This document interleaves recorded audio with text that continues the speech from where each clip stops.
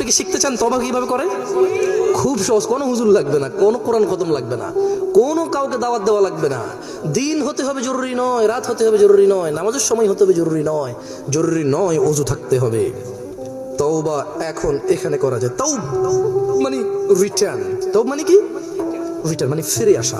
ধরেন একটা লোক জিনা করে, সে বলে যে না আস্তাগফিরুল্লাহ, আল্লাহ আমাকে ক্ষমা করুন, আমি আর জিনা করব না। এই লোক তওবা করেছে। লোক কি করেছে? এরপরে সে যে তওবা করেছে এটা প্রমাণ হবে কিভাবে? সে যদি আর কোনোদিন আল্লাহকে ভয় করে জিনা না করে। বুঝে আসছে না? আসেনি? মদখোর বললো যে না আমি আর মদ খাবো না, কেন? আল্লাহ এটা অপছন্দ করে। তো এটা কিভাবে মানে তওবা বলে গণ্য হবে? যখন সে আর এই কাজ করবে না, যখন সে আর এই কাজ।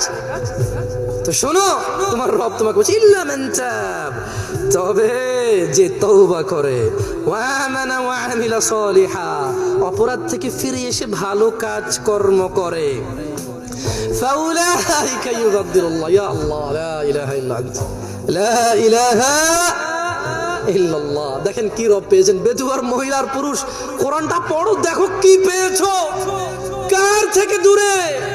মা গাররাকা বিরাব্বিকাল কারীম ইয়া নাস, কিসে তোমার এত দয়ালু রব থেকে তোমাকে দূরে রেখেছে? কি তোমার রবের দয়া দেখবে? বলছেন যে ফাউলাইকা ইউবাদদিলুল্লাহু সাইয়্যাতিহিম হাসানাত, বলছেন যে আল্লাহ তোমার অপরাধকে নেকিতে পরিবর্তন করে দেবে। তোমার জিনা এটা নাকি নেকি হয়ে যাবে, তোমার মদ এটা নাকি নেকি হয়ে যাবে, তোমার অন্যায় অপরাধ এটা নাকি সওয়াব হয়ে যাবে।